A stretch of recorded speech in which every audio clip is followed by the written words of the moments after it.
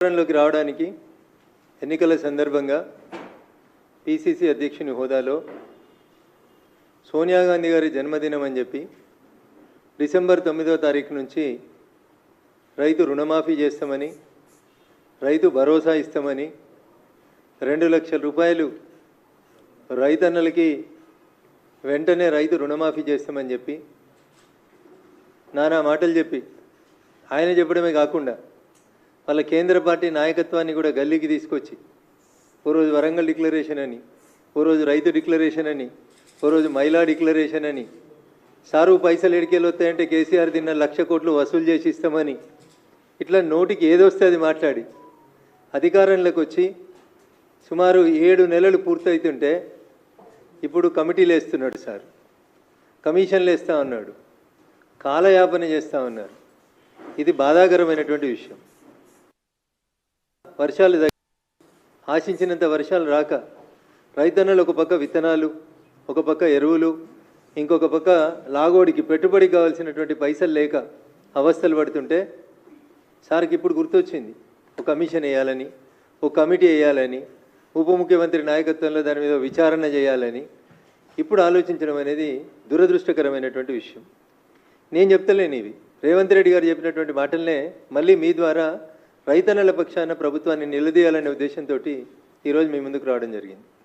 అభయహస్తం మేనిఫెస్టో అలా రాహుల్ గాంధీ మొన్న ఏదో శంకరుని బొమ్మ చూపెట్టి పార్లమెంట్లో అభయముద్ర అభయముద్ర అభయహస్తం అని ముచ్చట చెప్పిండు. ఆ రాహుల్ గాంధీ గారు చెప్పిన అభయహస్తం మేనిఫెస్టో రేవంత్ రెడ్డి గారు ఇక్కడ విడుదల చేసినటువంటి వరంగల్ రైతు డిక్లరేషన్ ఏం రాసిరంటే అన్న దీంట్లో మొదటిది, కాంగ్రెస్ ప్రభుత్వం ఏర్పడిన వెంటనే రూపాయలు 2 లక్షల రైతు రుణమాఫీ, ఇది మొదటిది.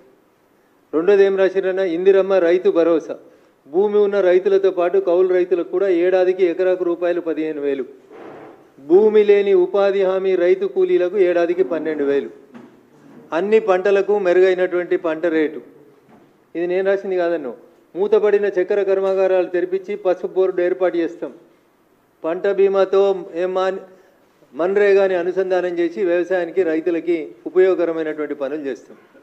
దిస్ ఈజ్ కాల్డ్ వరంగల్ రైతు డిక్లరేషన్ చాప్టర్ 3 అభయహస్తం మేనిఫెస్టో. గౌరవనీయులు పిసిసి అధ్యక్షుని హోదాలో రేవంత్ రెడ్డి గారు పుస్తకం రూపం లోపల ప్రకటించినటువంటి కాంగ్రెస్ మేనిఫెస్టోలో రైతులకు సంబంధించి వారు ఇచ్చినటువంటి హామీ ఏమన్నారు, ఇంకా డిసెంబర్ 9వ తారీఖు సోనియా గాంధీ గారి బర్త్డే, తెలంగాణ ఇచ్చిన తల్లి సోనియమ్మ పుట్టినరోజు డిసెంబర్ 9, కాబట్టి డిసెంబర్ 9 లోపు 2 లక్షల రూపాయల రైతు రుణమాఫీ చేస్తామన్నాడు. తెలంగాణ మీద గౌరవం లేదు, సోనియమ్మ మీద గౌరవం లేదు, ఆఖరికి వాళ్ళు పెట్టుకున్న రైతు భరోసా పేరేంది, ఇందిరమ్మ రైతు భరోసా. ఇందిరమ్మ పేరు మీద గౌరవం లేదు, సోనియమ్మ పేరు మీద గౌరవం లేదు, వరంగల్ రైతు డిక్లరేషన్ పేరు మీద గౌరవం లేదు, కాంగ్రెస్ పార్టీకి తాను ఇచ్చినటువంటి ఎన్నికల మేనిఫెస్టో మీద అంతకంటే గౌరవం లేదని చెప్పడానికి ఈ ఒక్క పేజీ చాలని నేను అనుకుంటా ఉన్నా. అందుకని ముఖ్యమంత్రి గారు ఆయన భాషలో చెప్పాలంటే పాలమూరు జిల్లాలో తొలుత అని చెప్తారు, ముఖ్యమంత్రి గారి భాషలోనే చెప్తా, నేను చెప్పింది కాదు, తొలుత ఆయన అన్నమాట. తొలుత తొలుత అంటే ఫస్ట్ అని అర్థం. అట్లా పాలమూరుల భాషలో జర అదొక పదంగా టిపికల్గా వాడతారు దాన్ని. దాంట్లో చెప్పిండు ఆయన, ప్రముఖ తెలుగు దినపత్రికలో వాళ్ళ నాయకుడు ప్రస్తుత ఎల్ఓపి కాంగ్రెస్ పార్టీ లోక్సభ పక్ష నాయకుడు రాహుల్ గాంధీని పక్కన పెట్టుకొని ఆయన చెప్పినటువంటి మాట, తొలుత రైతు రుణమాఫీ అన్నాడు. ఇంకా తొలుత రాలే, తొలకరు రాలే, ఈయనకు ఇంకా తొలకరు వర్షాలు ఎప్పుడు వస్తాయో తెలియదు. ఈయనకు తొలుత అంటే 9 నెలల. ఇవాళ డిసెంబర్ 7వ తారీఖు రోజు ముఖ్యమంత్రిగా ప్రమాణం చేసిండు. ఆయన భాషలో, వాళ్ళ పాలమూరు భాషలో ఆయనే చెప్పిన మాట, తొలుత రైతు రుణమాఫీ. తొలుత పోయింది, 9 నెలలు అయితే పిల్లలు కూడా పుట్టే టైం వచ్చింది, కానీ తొలుత యాదికి వస్తలేదు రేవంత్ రెడ్డి గారికి. ఇప్పుడు ఉప ముఖ్యమంత్రి గారట, ఇంకో 4 మంత్రులట కమిటీ చేస్తారంట. My question is straight to the state government and honourable chief minister. Committee నివేదిక ఇచ్చిన తర్వాత మళ్ళీ ఈ డబ్బులు తెచ్చుకోవడానికి మళ్ళీ అడిగిపోతావు, ఏడికేళ్ళు అవుతాయి, ఎన్ని లక్షల కోట్లు వస్తాయి అసలు డబ్బులు, ఎన్ని లక్షల కోట్లు కావాలి రైతు రుణమాఫీకి? ఏమన్నా ఐడియా ఉందా మీకు? అసలు ఈ రాష్ట్ర ప్రభుత్వానికి అధికారంలోకి రావాలనే యావదప్ప, అడ్డగోలుగా మాట్లాడి అడ్డగైన హామీలు ఇచ్చి అధికారంలోకి రావడం తప్ప నిజంగా మీరు చెప్పినటువంటి ఏ ఒక్క మాటనన్నా, నేను ఒక అక్షరం తప్పు మాట్లాడితే ఏ శిక్షకైనా నేను సిద్ధం. ఇది నేను మాట్లాడినవి కాదు, ఈ ఓన్లీ నేను మీకు పేపర్ కటింగ్సే చూపిస్తున్నాను, ఇంకా వీడియోలు ఉన్నాయి చాలా అన్న మాట్లాడినాయి. మస్తు మస్తు మాటలు చెప్పిండు. దీంట్లో ఏమంటాడు, ఆగస్టు 15 నుంచి 30 లక్షల ఉద్యోగాల భర్తీ వచ్చేస్తుంది 15 ఆగస్టు. దీనికి ఇంకా నెలనే బాకీ ఉన్నది. ఇంకా రెండో మాట, బిలియనీర్లకు మోడీ మాఫీ చేసిండు, మేము పేదల డబ్బుల్లో ఖాతాలు వేస్తాం. నర్సాపూర్ సరూర్ నగర్ జనజాతర సభల్లో కాంగ్రెస్ అగ్రనేత రాహుల్ గాంధీ మా మెదక్కి వచ్చే చెప్పిండు అని, అందుకని నేను మెదక్ ఎంపీగా రెస్పాండ్ కావాల్సి వస్తుంది. తొలుత రైతు రుణమాఫీ. రాహుల్ గాంధీ గారు, వై కాంట్ యూ స్పీక్? మీ తల్లి పేరు మీద సోనియమ్మ బర్త్డే పేరిట డిసెంబర్ 9 పేరిట సోనియమ్మ తెలంగాణ తల్లి దేవత అని చెప్పినటువంటి సోనియమ్మ పేరిట ఇచ్చిన మాటనే తుంగల దొక్కితే కాంగ్రెస్ పార్టీకి ఇంకా దేని మీద భరోసా ఉంటుందో ఒకసారి ఆలోచించాలి మీరు. అభయస్థం మేనిఫెస్టో ఇంకో మాట చెప్తాడు, రైతు కమిషన్ మరియు కొత్త వ్యవసాయ విధానం పేజ్ 2, వరంగల్ రైతు డిక్లరేషన్ పేజ్ 2లో చెప్తాడు. ఏమంటాడు? రైతు కమిషన్ మరియు కొత్త వ్యవసాయ విధానం ఏర్పాటు చేస్తాం, లాభసాటి వ్యవసాయమే లక్ష్యంగా తెలంగాణ వాతావరణ పరిస్థితులకు అనుకూలంగా ఇన్ని పైసలు ఇస్తామని రాసిండు. వడ్లకు కాంగ్రెస్ వాగ్దానం ఇచ్చింది, 2683 రూపాయలు ఇచ్చింది. అప్పుడున్న ధర 2183 రూపాయలు. మేము అధికారంలోకి వస్తే 2683 రూపాయలు ఇస్తామన్నారు. టేబుల్ కొట్టి మరీ ధరలు రాసిరు, ఏ పంటకు ఎన్ని పైసలు ఇస్తాము. మొక్కజొన్న 1870 ఉంటే 2200 ఇస్తామన్నారు. కందులు 6300 ఉంటే 6700 ఇస్తారన్నారు. This is what you have committed to the people of Telangana on record. రాతపూర్వకంగా అభయహస్తం మేనిఫెస్టో అని పెట్టి ఇందిరమ్మ రైతు భరోసా అని చెప్పి పొద్దుగాలైతే సోనియమ్మ ఇందిరమ్మ కాంగ్రెస్ అని మాట్లాడేటువంటి రేవంత్ రెడ్డి గారు రాతపూర్వకంగా తెలంగాణ సమాజానికి ఇచ్చినటువంటి వరంగల్ రైతు డిక్లరేషన్ గురించి నేను ముఖ్యమంత్రి గారిని అడుగుతా ఉన్నా. ఎందుకు డిసెంబర్ 9 రోజు ఈ రోజు వేస్తామన్నటువంటి కమిటీ, ఉప ముఖ్యమంత్రి గారు మంత్రులతో పాటు వేస్తామన్న కమిటీని డిసెంబర్ 9వ తారీఖు రోజు ఎందుకు వేయలేకపోయినారు రేవంత్ రెడ్డి గారు? ఎందుకు 7 నెలలు కాలయాపన చేసి ఇప్పుడు జూలై వచ్చిన తర్వాత జూలైలో కమిటీ వేసి మళ్ళీ ఏదో ఆగస్టులో ముచ్చట అని చెప్పి ఒక ముచ్చట పెట్టుకోవడం అనేది ఏ రకంగా సమంజసం అనేది నేను అడుగుతా ఉన్నా. ఇంకొక మాట, కొత్తగూడెం సభలో అభివాదం చేసిరు, 9వ తారీఖులోగా సంపూర్ణంగా రైతు భరోసా. ఇలా వీరు క్యాబినెట్లో సబ్ కమిటీలో సభ్యులను వేసిన గౌరవనీయులు ఉప ముఖ్యమంత్రి బట్టి విక్రమార్క గారు ఉన్నారు ఈ బొమ్మల. పక్కనే అదే జిల్లాకు సంబంధించిన ఇంకొక మంత్రి గౌరవనీయులు నెంబర్ 2 అని చెప్పుకునేటువంటి ఇంకొక మంత్రి ఉన్నారు, గౌరవనీయులు పొంగులేటి శ్రీనివాసరెడ్డి గారు ఉన్నారు. ఇంకొక సీనియర్ మంత్రి గౌరవనీయులు తుమ్మల నాగేశ్వరరావు గారు ఉన్నారు. ఇంతమంది సీనియర్ మంత్రుల సాక్షిగా ముఖ్యమంత్రి గారు ఖమ్మం జిల్లాలో చెప్పినటువంటి మాట ఏమని, ఏ ఒక్కరికి అందకున్నా ముక్కు నేలకు రాస్తా అన్నాడు. అన్న నేను ముక్కు నేలకు రాయమని అడుగుతలేను రేవంత్ రెడ్డిని. వాళ్ళు చెప్పిన మాటలో వాళ్ళకి యాడ్ చేద్దాం అనుకుంటున్నాను. నాకంతే. ఏమన్నాడు? ఏ ఒక్కరికి అందకున్నా ముక్కు నేలకు రాస్తా. రూపాయలు 7500 కోట్లు జమ చేస్తే కేసీఆర్ క్షమాపణ చెప్తారా? ఈ పంచాయతీ కేసీఆర్ పంచాయతీ, రేవంత్ రెడ్డి గారి పంచాయతీ కాదు ఇది. తెలంగాణలో ఉన్న లక్షలాది రైతన్నలు అడుగుతున్నటువంటి ప్రశ్న. ఆయన ముక్కునాలకు రాస్తాడా? నువ్వు ముక్కునాలకు రాస్తావా? మాకొద్దు రేవంత్ రెడ్డి గారు. మీరు ఇస్తా అన్న ఇందిరమ్మ రైతు భరోసా ఏది అని అడుగుతున్నారు రైతన్నలు. ఎవరు రాస్తారు? కొత్త స్తూపం కాడ రాస్తారా? పాత స్తూపం కాడ రాస్తారా? మనిషికో అమరవీరుల స్తూపం కట్టుకోరు కదా. ఎవరికి నచ్చిన స్తూపం కాడ ఇద్దరు వచ్చి ముక్కునాలకు రాస్తే బాగుంటుంది అనేది తెలంగాణ రైతన్నల నుంచి వస్తున్నటువంటి డిమాండ్. అన్న నేను అడుగుతలేను. నేను ఏడా కొత్తగూడెం జనజాతర సభ, కొత్తకోట, సీతాఫల్ మండి, ముషీరాబాద్ కార్నర్ మీటింగుల్లో సీఎం రేవంత్ రెడ్డి గారు చెప్పినటువంటి మాటలు. ఎన్ని మాటలన్నా ఇంకా ఇక వడ్డీ లేని రుణం. ఇదేవి కూడా నా సొంత కవిత్వం కాదన్న. ఇదంతా వారి నోటి నుంచి వచ్చినటువంటి ఆనిముత్యాలు, ప్రముఖ దినపత్రాల్లో పబ్లిష్ అయినటువంటి వార్తలు.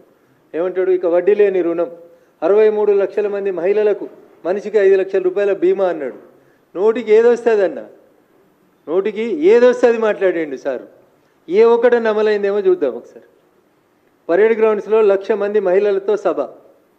ఈ సభ అయిందో లేదో నాకు తెలియదు. ఈ 5 లక్షల ఇన్సూరెన్స్ వచ్చిందో లేదో తెలియదు.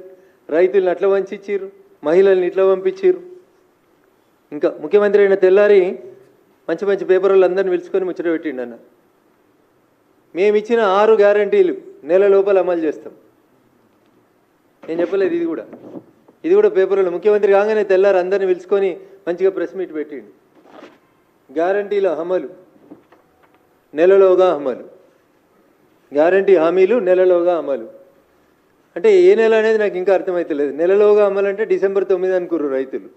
ఈయన నెలలోగా అమలు అంటే ఈ డిసెంబర్ 24, 25 లేకపోతే మళ్ళీ వచ్చి ఎన్నికలు వచ్చినప్పుడు వచ్చే డిసెంబర్ అయిందనేది నాకు తెలియదు. ఇంకా మా దగ్గర జహీరాబాద్కి వచ్చిండు, వచ్చే మాట చెప్పిండు. పంట రుణం ₹1 కట్టొద్దు అన్నాడు. ఎవరైనా 1,00,000 కడితే పోయి అర్జెంటుగా మళ్ళీ 2 లక్షలు తెచ్చుకోరి 2 లక్షలు మాఫీ చేస్తానన్నాడు. అధికారంలోకి రాగానే ₹2 లక్షల రుణమాఫీ చేస్తాం. కాంగ్రెస్లో చేరేందుకు మాజీ మంత్రి చంద్రశేఖర్ సుముఖత. ఏ చంద్రశేఖర్ గారని మా జహీరాబాద్ నుంచి ఎమ్మెల్యేగా పోటీ చేసినారు. వీరిని జాయిన్ చేసుకోవడానికని కండువ వేసుకున్నారో చెప్పిండు. ₹2 లక్షల రైతు రుణమాఫీ చేస్తా, ఏ ఒక్కరు కూడా ₹1 రైతులు రుణం కట్టొద్దు, మాఫీ చేస్తా నేను అని చెప్పిండు. పంట రుణం ₹1 కట్టొద్దు. ఇది కూడా ముఖ్యమంత్రి గారి పేపర్ కటింగ్.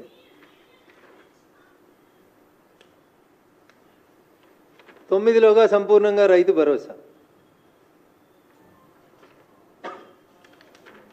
8వ తేదీ నాటికి రైతు భరోసా పూర్తి. 8వ తేదీ ఒకరోజు ముందే జరిపి చెప్పిండు. ఇప్పుడేమంటుండు మళ్ళా? లక్ష్మీ నరసింహ సాక్షిగా చెప్తున్నా, లక్ష్మీ నరసింహస్వామి దేవుని సాక్షిగా చెప్తున్నా. ఏమని? ₹2 లక్షల రుణమాఫీ చేస్తా 15 ఆగస్టులోగా అన్నాడు మొన్న ఎంపీ ఎలక్షన్లలో. అసెంబ్లీ అయిపోయిందన్న, పార్లమెంట్కి వచ్చినాక మళ్ళీ మాట మార్చిండన్న. డిసెంబర్ 9 పోయింది, సోనియమ్మ బర్త్డే పోయింది. ఇప్పుడు యాదగిరిగుట్ట లక్ష్మీ నరసింహస్వామి యాదికి వచ్చిండు అన్నకి. భువనగిరిలో గెలిపిస్తే ₹2 లక్షల 15 ఆగస్టు లోపల రైతు రుణమాఫీ చేస్తాను లక్ష్మీ నరసింహస్వామి పేరు తీసుకొని ఒట్టు పెట్టుకున్నాడు. ఏ ఊరికి వస్తే ఆ ఊరికి. మా మెదక్కి వచ్చిండు వాళ్ళ క్యాండిడేట్ నామినేషన్కి. ఏడుపాయల దుర్గమ్మ తల్లి మీద ఒట్టేసి చెప్తున్నా 15 ఆగస్టులో మాఫీ చేస్తా అన్నాడు. వరంగల్ పోయిండు, సమ్మక్క సారలమ్మ సాక్షిగా మాఫీ చేస్తా అన్నాడు.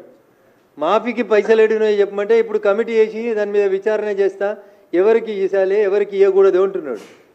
సార్, వ్యవసాయం చేసే ప్రతి భూమికి, వ్యవసాయం చేసే ప్రతి భూమికి, రియల్ ఎస్టేట్ చేసే భూములకు ఇవ్వకు, లేఅవుట్ అయిన భూములు ఇవ్వకు, కొండలు గుట్టలు రాళ్ళు రప్పలుండి కేవలం టైటిల్ ఉన్నటువంటి బుక్కులుండి వ్యవసాయం జరగనటువంటి భూములకు ఇవ్వు.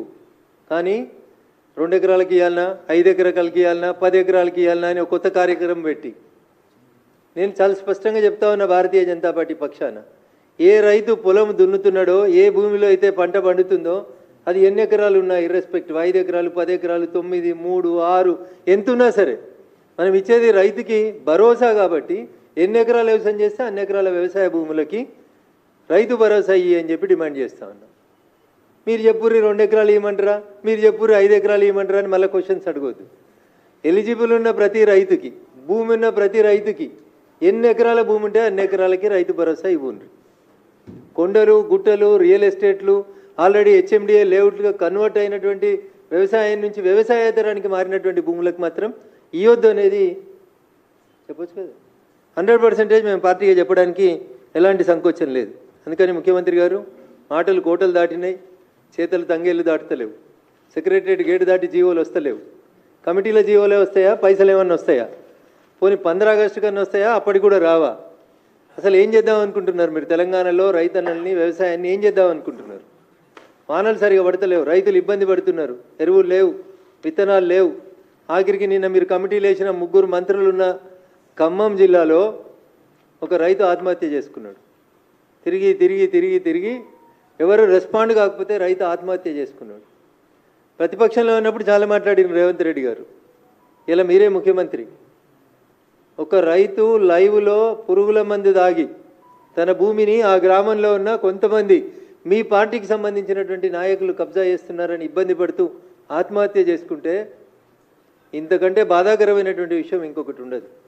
ధరణి అట్లే ఉంది, రైతుల సమస్యలు అట్లే ఉన్నాయి, ఎక్కడి కష్టాలు అక్కడే ఉన్నాయి. ఇంకా మీరు టైంపాస్ చేసేటువంటి కార్యక్రమాన్ని మానుకొని వెంటనే తెలంగాణ రైతాంగాన్ని ఆదుకోవాలని భారతీయ జనతా పార్టీ పక్షాన రాష్ట్ర ప్రభుత్వాన్ని డిమాండ్ చేస్తూ, ఇచ్చిన హామీలను నిలబెట్టకపోతే రైతన్నల పక్షాన ఉద్యమిస్తామని చెప్పి కూడా ఈ సందర్భంగా వారిని హెచ్చరిస్తా ఉన్నాను. Thank you.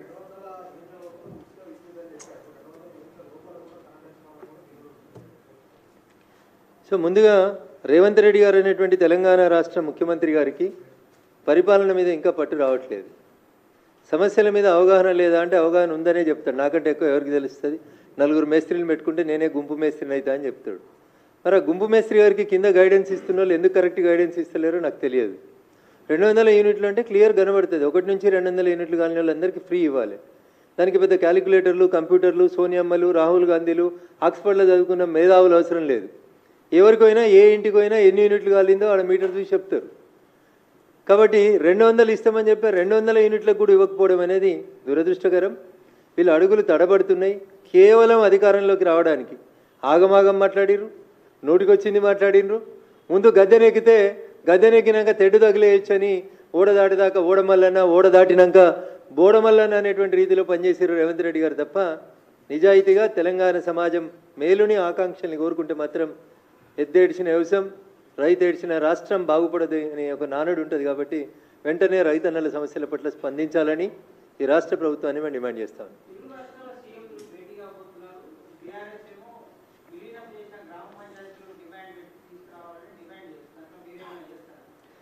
భారత రాష్ట్ర సమితి అనేటువంటి పార్టీ తెలంగాణ ఆకాంక్షల పేరిట 10 సంవత్సరాలు అధికారంలో ఉండి, అధికారంలో ఉన్న 10 సంవత్సరాలు తెలంగాణ ప్రజల ఆకాంక్షల్ని పట్టించుకోకుండా, తెలంగాణ ప్రజల అవసరాలని గుర్తించకుండా ఎంతసేపు నీళ్లు, నిధులు, నియామకాల పేరిట చేసినటువంటి వాళ్ళ వ్యక్తిగతమైనటువంటి స్వార్థ ప్రయోజనాలు తప్ప 10 సంవత్సరాల్లో 5 సంవత్సరాలు గౌరవనీయులు చంద్రబాబు నాయుడు గారు ముఖ్యమంత్రి ఉన్నారు, 5 సంవత్సరాలు జగన్మోహన్ రెడ్డి గారు ముఖ్యమంత్రి ఉన్నారు. ఏ రోజు కూడా నిన్న హరీష్ రావు గారు మాట్లాడినటువంటి ఈ 7 మండలాల గురించి కానీ, లేదా ఆంధ్రప్రదేశ్కు పోయినటువంటి సీలేరు ప్రాజెక్టు గురించి కానీ ఏ రోజు కూడా చంద్రశేఖరరావు గారికి ఇంట్రెస్ట్ లేదు. రోజమ్మ ఇంట్లో తిన్న రొయ్యల పులుసు మీద ఇంట్రెస్ట్ ఉన్నది తప్ప ఆయనకి రోజమ్మ ఇంటికి పోయినప్పుడు మరి 7 మండలాలు ఏంది, ఈ ఊర్లు ఏంది అనేది ఒకరోజు కూడా మాట్లాడేందుకు ఆయనకి ఇంట్రెస్ట్ లేదు. ఇంటికి పిలుచుకొని జగన్మోహన్ రెడ్డి గారిని అలాయి బలాయి చేసుకోవడానికి అవకాశం ఉంది కానీ 7 మండలాల గురించి, ఊర్ల గురించి మాట్లాడరాలేదు. ఇలా బీఆర్ఎస్ పార్టీ హరీష్ రావు గారు ఏం మాట్లాడినా అది దయ్యాలు వేదాలు వల్లించినట్టే ఉంటుంది. ఒకరోజు కాదు మీరు ఈ రాష్ట్రాన్ని పాలించింది, 10 సంవత్సరాలు మీరు ఈ రాష్ట్రాన్ని పరిపాలించారు. ఆ రోజు ఏ పరుగునున్న ఏ ముఖ్యమంత్రితో కూడా సత్సంబంధాలు పెట్టుకోక అంతా తానే అన్నట్టు, అంతా మిథ్య అన్నట్టు ప్రవర్తించి ఇప్పుడేదో శుద్ధులు చెప్తా ఉంటే హరీష్ గారు మీ మాటలకి తెలంగాణ సమాజం శాంక్టిటీ ఇవ్వదు, మిమ్మల్ని గుర్తించదని చెప్పి ఈ సందర్భంగా సిద్దిపేట ఎమ్మెల్యే గారికి తెలియజేయదలుచుకుంది.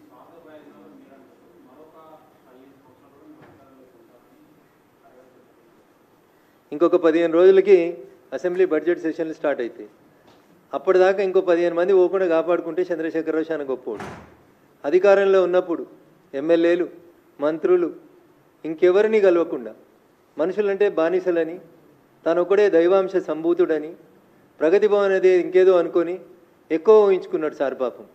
ఇప్పుడు తప్పనిసరి పరిస్థితులలో ఎంపీటీసీలతోటి, సర్పంచులతోటి, ఆఖరికి గ్రామ కమిటీ అధ్యక్షులతోటి కూడా ఫోటో దిగి బిడ్డ నేనున్నా అని బతిలాడుకునేటువంటి దుస్థితికి తెచ్చుకున్నాడు చంద్రశేఖరరావు గారు. 15 సంవత్సరాలు మర్చిపోండి. ఇప్పుడు అధికారంలో లేకుండా ఇంకొక 15 నెలలు మీ టీఆర్ఎస్ఓ బీఆర్ఎస్ఓ అసలు ఉంటుందా? దానికి పేరు ఉంటుందా? ఊరు ఉంటుందా? మీ ఎమ్మెల్యేలు ఉంటారా? ఏం జరుగుతుంది అనేది ఒకసారి చంద్రశేఖరరావు గారు ఆలోచించుకోవాలి. అంటే కోల్పోతున్నటువంటి నాయకుల మీద పట్టు కోల్పోతున్నారు. రోజుకో ఎమ్మెల్యే పార్టీ మారుతున్నాడు, రోజుకో సీనియర్లు పార్టీ మారుతున్నారు. నేను ఎప్పుడో చాలా రోజుల క్రితం చెప్పిన 2013లో నేటి పిరాయింపుదారులే రేపు పిరంగులై పేలుతారు కేసీఆర్ జాగ్రత్త అని. ఇలా ఒక్కొక్క పిరాయింపుదారుడు మళ్ళీ ఒక్కొక్క పిరంగై పేలుతున్నాడు. సో అట్లాంటి బాధలలోంచి బయటపడడానికి ఏం చేయాలని అర్థం కాక ఇంకా 15 ఏళ్ళు నేనే ఉంటా అన్నాడు. ఉన్న 10 ఏళ్ళే ఉద్ధరించింది లేదు, ప్రజల్ని కలిసింది లేదు. మళ్ళీ నీకు అవకాశం ఎందుకు ఇస్తారు ప్రజలు? తెలంగాణ రాష్ట్ర సమితి ఎలియాస్ బీఆర్ఎస్ పార్టీకి ప్రజలు సిఆర్ఎస్ ఇచ్చిండ్రు, కంపల్సరీ రిటైర్మెంట్ స్కీమ్ ఇచ్చిర్రు. గౌరవనీయులు చంద్రశేఖరరావు గారిని ప్రశాంతంగా ఆలుగడ్డలు, బెండకాయలు, వంకాయలు వండించుకొని వ్యవసాయ క్షేత్రంలో ఆరోగ్యం కాపాడుకోమని, ప్రజలు ఇచ్చినటువంటి తీర్పును, ప్రజాస్వామ్యాన్ని గౌరవించమని చంద్రశేఖరరావు గారికి ఈ సందర్భంగా హితవు పలకదలుచుకో.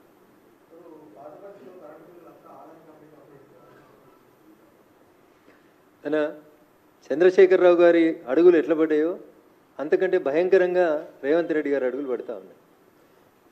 నువ్వు బిల్లులు వసూలు చేస్తావా, ఏదైనా ఏజెన్సీకి ఇస్తావా అనడానికి సంబంధించి రాష్ట్ర ప్రభుత్వం దగ్గర ఏమన్నా ఐడియా ఉందా? పాత బస్తీని ఆదానికి ఇచ్చుడు ఏందన్నా? రిధం కోసం మాట్లాడి, ఎత్తి ప్రాసల కోసం మాట్లాడి, మమ్మల్ని బదనాం చేయడం కోసం మాట్లాడడానికి టెండర్ పిలిచినవా? టెండర్ పిలిచే ఏ సెగ్మెంట్లు పిలిచినావు? డివిజన్ వైజ్ పిలిచినవా? ఎస్సీ గారి పరిధి పిలిచినవా? లేదా ఒక అసెంబ్లీ కాన్స్టిట్యున్సీ పరిధి పిలిచినవా? అసలు ఏం చేస్తుంది రాష్ట్ర ప్రభుత్వం అనే ఐడియా ఉందా వాళ్ళకి? ఓల్డ్ సిటీ మీద ఐడియా లేదు, న్యూ సిటీ మీద ఐడియా లేదు, మెట్రో మీద ఐడియా లేదు, కరెంటు బిల్లుల మీద ఐడియా లేదు, ఇందిరమ్మ రైతు భరోసా మీద లేదు, సోనియమ్మ రైతు రాజ్యం మీద లేదు. అసలు వాళ్ళకి ఇదేముందన్నా? ఎంతసేపు అధికారాన్ని కాపాడుకోవడం. 5 రోజులు ఉంటాడా? ఎవరు పీసీసీ అధ్యక్షుడు అనేది డిసైడ్ కావడానికి 5 రోజులు ఢిల్లీలో కాలయాపన వచ్చింది. కానీ ఇందిరమ్మ రైతు భరోసా కోసం మాట్లాడేందుకు అవకాశం లేదు ఆయనకి. రాహుల్ గాంధీని అడగనుంటివి మరి 1,00,000 కోట్లు వసూలు చేద్దాం కేసీఆర్ దగ్గర అని చెప్తీవి కదా. మరి 5 రోజులు ఉన్నావు కదా. ఎవరిని మంత్రి చేద్దాం, ఎవరిని పీసీసీ ప్రెసిడెంట్ చేద్దాం అనడానికి గడిపిన 5 రోజులలో 5 గంటలు మరి సోనియమ్మ పేరు మీద పెట్టినాం, ఇందిరమ్మ పేరు మీద పెట్టినాం రైతు భరోసా. దాని వైపు మన అడుగులు ఎట్లుండాలని ఏమన్నా చర్చ జరిపిర్రా అన్న? ఎంతసేపు రాజకీయం తప్ప ఇంకొకటి లేదు. క్యాబినెట్ ఎక్స్పాన్షన్ చేయడాన్ని మేము వ్యతిరేకిస్తలేం. నిజంగా ఆయనకు బిల్లులు వసూలు చేయడం ప్రభుత్వంతో చేత కాకపోతే టెండర్ పిలిచి ఏజెన్సీలకు ఇవ్వడాన్ని మేమేం కాదనలేము. ఎందుకంటే ప్రభుత్వం వాళ్ళు నిర్ణయాలు తీసుకోవాల్సిన వాళ్ళు. మాట్లాడితే అంబానీ పేరు ఆదాని పేరు తప్ప ఇంకొకటి రాదు వీళ్ళకి. పొలిటికల్ విమర్శలు తప్ప వాస్తవాలు తెలియవు. ఎందుకు కరెంటు బిల్లు వసూలు చేయడం తెలంగాణ ప్రభుత్వంతో కాదట్నా? ఎందుకు అంబానీ ఎందుకు మధ్యలో? ఆ మాత్రం కూడా శక్తి లేదా? ఎలక్ట్రికల్ జేఏసీ ఉంది కదా, పొలిటికల్ జేఏసీ నడిపిన కోదండరామ్ గారు పక్కనే ఉన్నారు కదా. పిలుచుకొని కరెంటు బిల్లులు ఎట్లా వసూలు చేయాలో అడుగురు, ఓల్డ్ సిటీలో చెప్తారు. దానికోసం ఒక 5 గంటలు స్పెండ్ చేయరు రేవంత్ రెడ్డి. అది చేయకుండా అంబానీకి ఇస్తాం ఆదానికి ఇస్తాం పేపర్లలో ఎవరు పడితే వాళ్ళు ఏది పడితే అది మాట్లాడడానికి తప్ప ఈ రాష్ట్ర ప్రయోజనాలకి ఉపయోగకరంగా లేదనేది మాత్రం మేము రాష్ట్ర ముఖ్యమంత్రి గారికి తెలియజేయదలుచుకున్నాం. నిజంగా మీకు ఏమైనా ఇబ్బంది ఉండి మీకు నడపడంలో ఇబ్బందులు వస్తే మా వాళ్ళు చాలామంది సీనియర్లు ఉన్నారు. మా రామచంద్రన్ లాంటి వాళ్ళు, లక్ష్మణ్ గారు లాంటి వాళ్ళు, కిషన్ రెడ్డి గారు లాంటి వాళ్ళు ఒక అఖిలపక్షాన్ని పిలిచి అనుభవజ్ఞుల సలహాలు సూచనలు తీసుకొని అడుగులు తడబడుతున్నటువంటి ఈ పరిస్థితుల్లోంచి రాష్ట్రాన్ని మంచిగా నడుపుమని ప్రజలు ఇచ్చినటువంటి మ్యాండేట్ని కాపాడుకోమని వారికి ఈ సందర్భంగా నేను నీతో పలకదలుచుకో.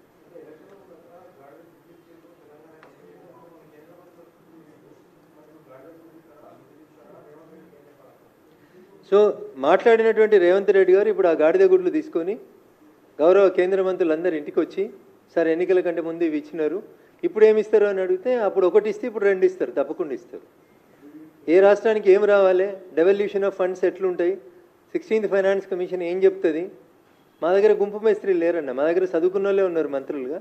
వాళ్ళకి తెలుసు ఎవరికి ఎట్లు ఇవ్వాలి, ఏ రాష్ట్రానికి ఎంత ఇవ్వాలి అనేది వాళ్ళకి తెలుసు అన్న. కాబట్టి we are not going to rule this country by depending upon the గుంపు మేస్త్రి ఆర్ మేస్త్రి. మేము ఈ దేశం దీనికి ఒక ఎన్నికల సంఘం, దానికి ఒక నీతి ఆయోగ్, దానికి సంబంధించినటువంటి అధికారులు వీళ్ళందరూ ఉంటారు. డెవల్యూషన్ ఆఫ్ ఫండ్స్ ఎట్లా ఇస్తామో అట్లా ఇస్తాం. రేవంత్ రెడ్డి గారికి ఇంకా కోరిక తీరకపోతే మళ్ళీ ఒక మంచి గాడిద గుడ్డుని ప్యాక్ చేసుకొని ప్రత్యేకమైన విమానంలో కేంద్ర మంత్రుల దగ్గరికి వస్తే అప్పుడు ఇచ్చిన ఒక గాడిద గుడ్డుకి ఇప్పుడు 2 ఇవ్వాలా 3 ఇవ్వాలా ఖచ్చితంగా ఆలోచించి వారి వంతు వాటా ఎంత ఉంటే అంత తప్పకుండా ఇస్తాం.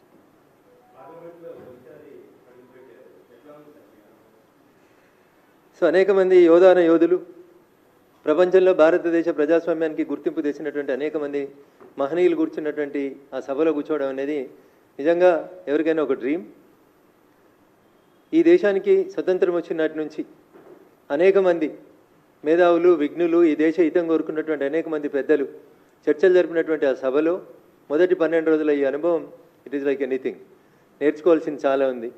అందుకనే మొదటిసారి సభలోకి పోయిన నేను నిజంగా నిత్య విద్యార్థిలాగానే 12 రోజులు సభలో కూర్చొని నేర్చుకునేందుకు ప్రయత్నం చేసినాను.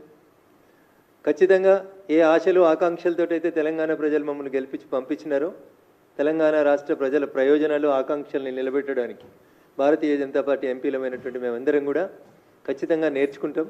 మేస్త్రి పని కాదు, చదువు నేర్చుకుంటాం. వచ్చిన చదువులోంచి ఎట్లా ఈ రాష్ట్రానికి ప్రయోజనాలు తేవాలో నేర్చుకొని తప్పకుండా ఫలితాలను తీసుకొచ్చేందుకు పనిచేస్తాం. It was a very good experience.